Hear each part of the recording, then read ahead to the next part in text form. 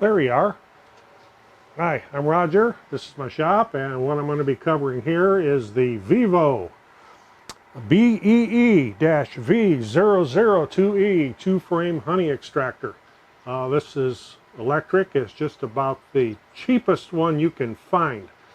I've seen some other reviews done on the 4-frame. We've only got a couple hives. I certainly don't need a 4-frame extractor. That, and it's larger, and space is a premium around this place here. So what I'm going to do is get this thing out of the box, and we'll put it together, and we'll see how it looks. So I guess one of the first, tip of the day: if you leave your utility knife sitting out in the sun on a July day, it gets mighty hot. Maybe I'll grab the other one here. Ooh. Wow. Yeah, I suppose a lot of people would just try to lift it out of the box, but it's kind of heavy and I don't want to do that.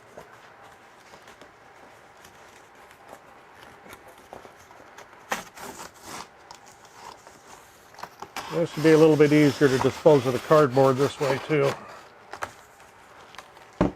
Oh, it's double boxed. How about that? Well, that I wasn't expecting.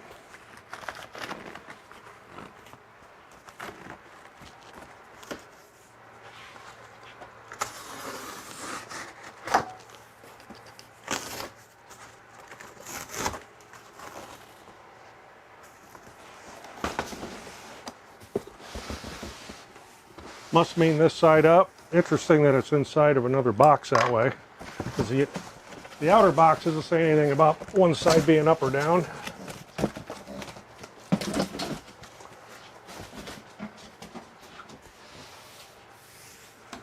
Okay, guess we'll cut this one open.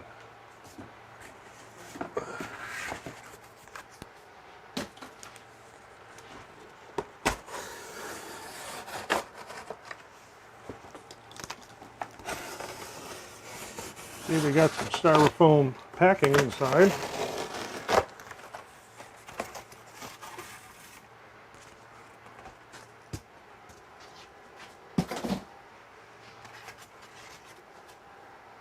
So if nothing else, I'm going to have a mess here.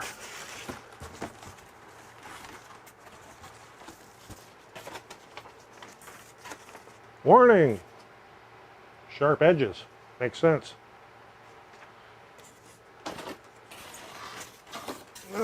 In the top here, stop. Be sure and clean and inspect the unit thoroughly before use. Any questions or concerns? Missing parts? Contact us right away, and the VIVO's got a little link there where you can go to. We have the regulation manual and a little bit of hardware. And a bunch of little white styrofoam beads that are just going everywhere. I don't know that I necessarily think much of the way they did this, but I don't see anything damaged. These would be the legs.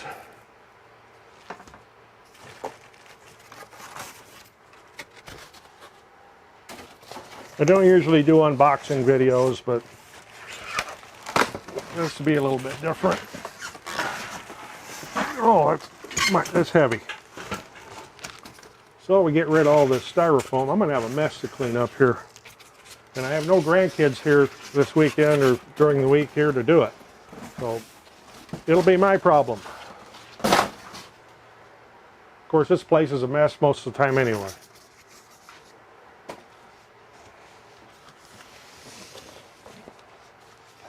Oh, plastic bag.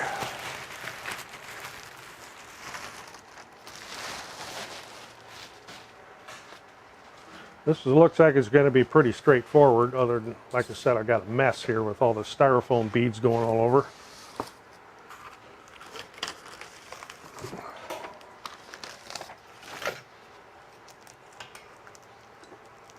Well, that thing's still pretty warm.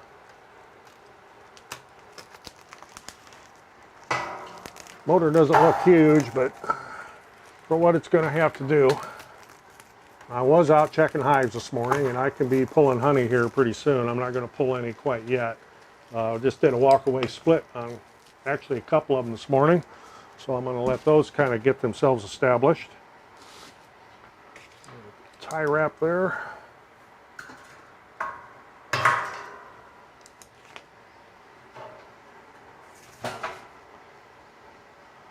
Everything's good and tight. I'm going to have to, the lids are inside. Those are in bubble wrap.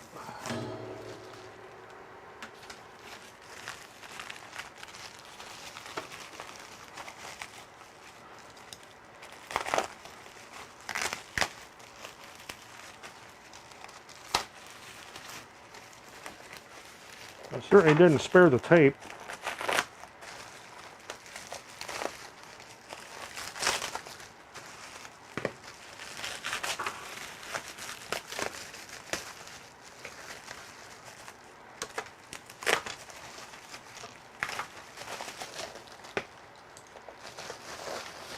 Here's our lids. I'm going to pause things here for a minute while I get a few things cleaned up and grab a couple tools.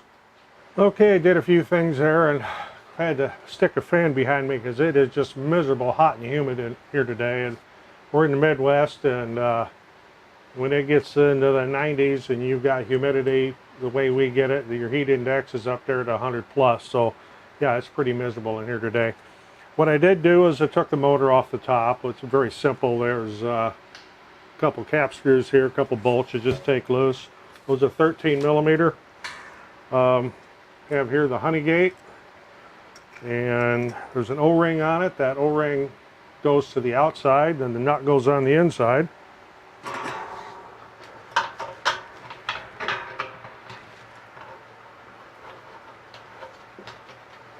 Of course, you want to make sure you've got it right side up so you don't open the gate upside down. Not liking the way that looks. Normally you would have that O-ring on the outside, but there's a boss there for it, and that's where it belongs. Boy, that sure doesn't look like it's going to seal. Of course, you're putting something that's flat onto a round surface.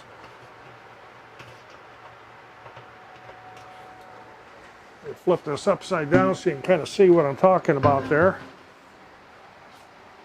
So there's your honey gate, and of course it's upside down now, but then you would open that to start and stop the honey flow.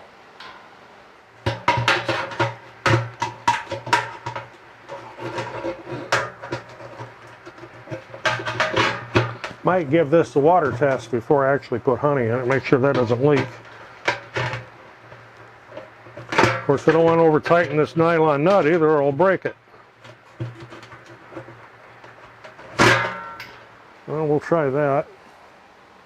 Okay, the next thing is to put the legs on. I did take the basket out of the inside, and we'll get into the little coupling on the end here and how it meets up with the motor and how to adjust that. It's in the industrial trade where I worked for years, this was called the Lovejoy coupling. That's a brand name, but it's kind of a universal thing, like if you say Kleenex or Band-Aid or one of them other little universal things.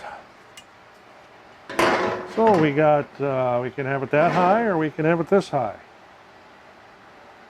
I think it's going to be more stable if it's lower. I can always change that if I don't like it. There's a star washer and a bolt.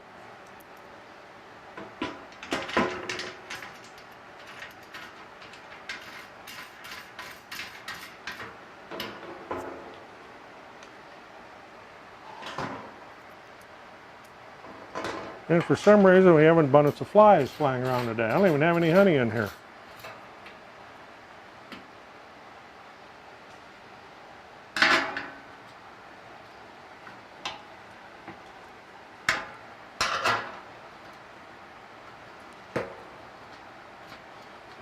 I have seen where people say these vibrate loose.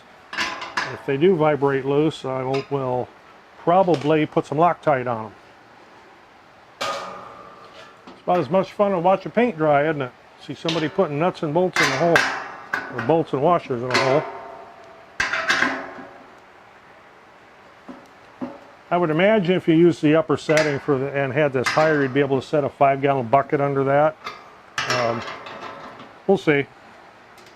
I don't think we're going to have that much honey this year. I can always change this if I want to. The plastic lids need to be bolted onto the motor bracket up there. There's some hinges there, and they supply all the little screws and nuts to put those on.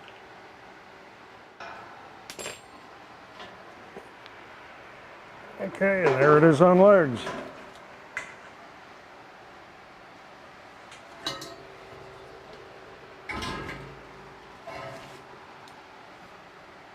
Next will be to assemble the lid. Okay, I moved this down onto the floor and kind of zoomed in on the top right here. These two bolts you see sticking up are where the motor assembly sits. And in the center of that motor, see this right here is this little plastic coupling. It's what we, like I said in the trade, we call it a Lovejoy coupling. And they do give you a spare, so you got something you can put somewhere where you won't lose it, and then you forget where it was anyway. At least that's what I do. It's important that this meets up close without, you don't want too much gap there, but you don't want it too tight either. And this can be adjusted on the basket down here. There's a bolt. See if I can pick that up. There's a bolt right here, 14 millimeter. You can adjust the height of this if you need to. I'm going to see how it is from the factory. I haven't looked at it close yet.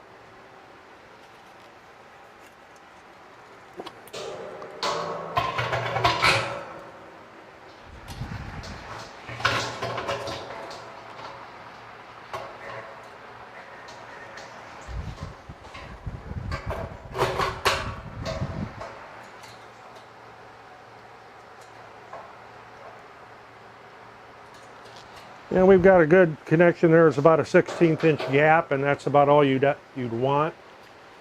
Okay, to put this back together, you get a flat washer. There's a little star washer, and a cap nut.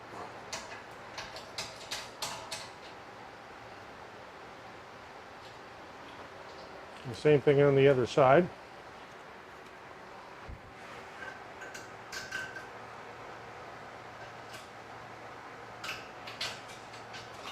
And in looking at the basket here, we use medium supers for our honey, and it looks like you could put 2 medium frames in here. I don't have any frames in here. I'd try one.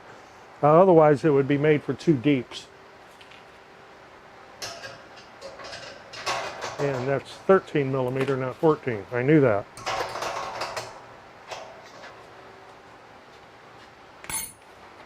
Okay, putting the lids on is pretty straightforward. Cord out of the way. Some little hinges here stand up, and little nuts and screws go through there, just like that. And I'm not going to bore you with while I put little screws in, but that gives you the idea. And then it comes down and sits like this. There's a little switch right here, and the other side's got one too. So if the lid's open, it stops the motor. Safety thing. This get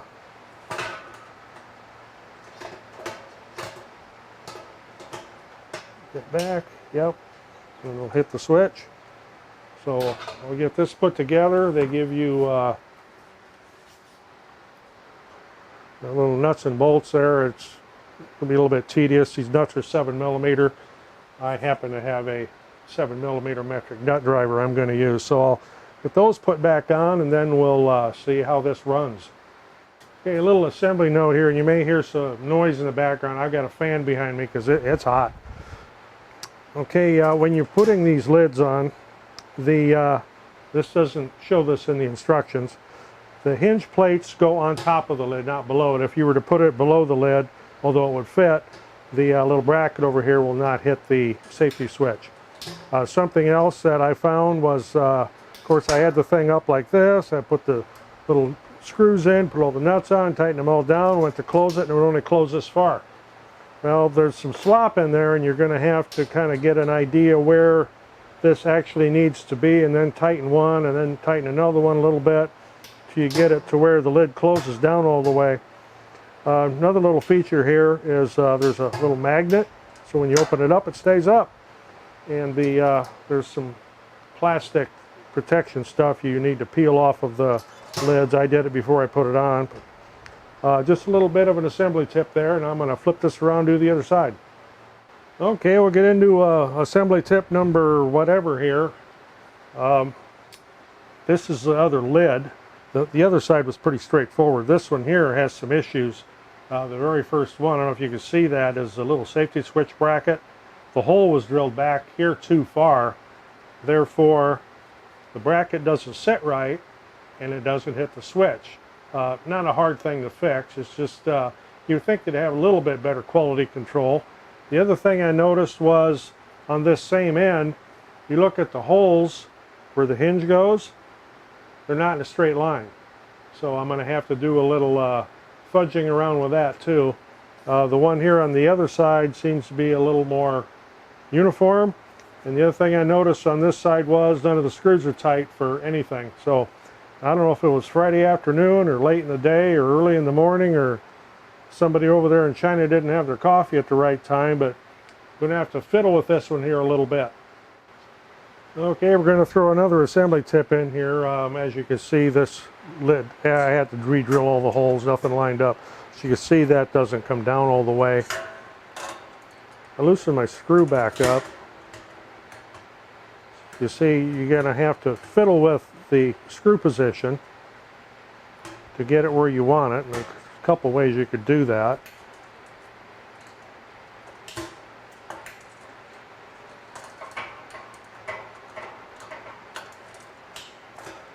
Yep, still not enough there.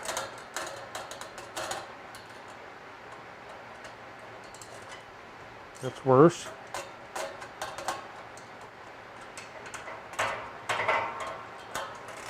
There we go. And once you get your alignment down and get one screw tight on each side, then you can go ahead and tighten the rest of them down. Just a little tip there, you're going to have to fiddle with it or your lid won't close right. I had to re-drill the hole over here for the safety switch because it was it was too far back. I had to enlarge it to get it forward. And it does hit the switch, but it actually should be over that way a little bit. But if I drill the hole too big, then I'll have to get another bolt and washer and everything else. These holes here did not line up at all. I had to enlarge in all three of them, and I had one over here I had to enlarge in. But tightened up the screws, a couple scratches on this piece, but that's cosmetic. I guess that I can't expect absolute perfection for something this cheap. So let me get the rest of these tightened up and I'll get this turned around. We'll plug it in and see if it works. Okay, we got it all put together. I've got it plugged in here. Speed control on the front here and a switch. I've got it set to 0. Turn the switch on and it jumps a little bit, but it doesn't go anywhere. And from there you can turn the speed up. There's about 30%. And if you lift the lid, it stops. And then it'll restart when you close it. Same thing with the other side. Nice little safety feature. Turn this up. It's 50%. It's fairly quiet. And up to 100%. Like I said, we're not extracting any honey yet, but we've got this all assembled now. I'm going to give it a good washing. You definitely want to wash it, because if you take your hand and run around the inside, your hand will come out black. But overall, we'll see how it works. Okay, so all put together, and here it is. This is what it's like with the legs set on the lower level. We're probably going to be using maybe a gallon jar or something. Like I said, we're not going to do a ton of extracting this year. We only have 2 hives, and they're both new this year. One of them is going gangbusters. I've got 4 medium supers on it right now, and 3 of them are close to full. Our nectar flow right now, even though it's in July, the white clover's in bloom all over. We have the huge refuge behind us for pollinators. So a lot of things in bloom. Plus, we have our greenhouse as a nursery with just tons and tons of catmint in full bloom, and the bees are just all over it, and they're just having a heyday. Okay, back to the extractor here. There are some spare parts. They do give you some anchors to anchor to the floor. I will probably bolt this down to a square piece of plywood if I need to stand on it, because I don't have any place I could permanently put this. It's going to have to be mobile. So we'll see how that works when I do go to start extracting. I did find part of a frame anyway. It doesn't have the bottom bar under any foundation. This is a medium. And in setting it in the basket, you can set one this way and one this way. And you can put 2 medium frames on each side, so it will hold 4 mediums or 2 deeps, depending on how you load it. I'm too old to be having deep supers for honey. It's bad enough I got deep brood boxes, and it's all I can do to pick those up sometimes when they get loaded. Okay, something I should add, this is the VIVO 2-frame extractor. I am not sponsored by VIVO or in any way affiliated with them. I bought this myself. Wanted to see just what it was like to find the cheapest electric extractor on the market. I didn't want to do the hand crank thing. I don't recall what I paid for it. It's a couple $100, but way less than anything else I found for a 2 to 4 frame extractor. So anyway, I'm Roger. Hope you enjoyed this. If you did, we always appreciate getting a thumbs up. Of course, we're always looking for subscribers. And if you hit that bell next to the subscribe button, you'll be notified when we post another video. Otherwise, until the next video, thanks for watching.